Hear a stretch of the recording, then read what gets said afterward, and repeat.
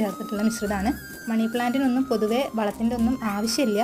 എന്നാലും നമ്മൾ ഒരു പോട്ടി മിക്സ് ചേർക്കുന്ന നേരത്ത് ചാണകപ്പൊടി ചേർക്കുന്നേ ഉള്ളൂ. അപ്പം അത്യാവശ്യം വലിപ്പമുള്ളൊരു തണ്ട് എടുത്തിട്ടുണ്ട്. ഇനി നമുക്കിതൊന്ന് 2-3 പീസായിട്ട് കട്ട് ചെയ്തിട്ട് നമുക്കിതിലേക്ക് വെച്ച് കൊടുക്കാം. ഇതിൻ്റെ ഒരു പ്രത്യേകത എന്ന് പറയുമ്പോൾ ഈ ഓരോ പ്ലാന്റിൻ്റെ ലീഫിനോടിൻ്റെ പുറകിൽ നന്നായിട്ട് വേര് വരുന്നുണ്ട്. അപ്പോൾ നമ്മൾ എങ്ങനെ വെച്ച് കൊടുത്താലും വളരെ പെട്ടെന്ന് തന്നെ ഉണ്ടായി കിട്ടുന്നതാണ്. ഈ ഒരു രീതിയിൽ നമ്മൾ ഉണ്ടാക്കിയെടുത്തിട്ടുള്ള പോട്ടാണ് നിങ്ങൾ ആദ്യം കണ്ടത്. അത് നന്നായിട്ട് ഇപ്പം തഴച്ച് വളർന്നിട്ടുണ്ട്. അപ്പോൾ ഒരുപാട് പോട്ടിൽ ഇങ്ങനെ ഉണ്ടാകുമ്പോൾ നമുക്കൊരു കൂട്ടായിട്ട് അതൊക്കെ വെച്ച് കൊടുക്കുമ്പോൾ കാണാൻ നല്ല ഭംഗിയാണ്. ഇതുപോലെ തന്നെ ഹാങ്ങിങ് ആയിട്ട് നമുക്ക് ഈ പ്ലാന്റ് സെറ്റ് ചെയ്യാം. അതുപോലെ തന്നെ വാട്ടർ പ്ലാന്റ് ഒക്കെ ആയിട്ടും ഈ ഒരു രീതിയിൽ പ്രൊപ്പഗേറ്റ് ചെയ്തെടുക്കാവുന്നതാണ്. അപ്പോൾ നമ്മളിപ്പോൾ മണ്ണിലാണ് വെച്ച് കൊടുത്തിട്ടുള്ളത്.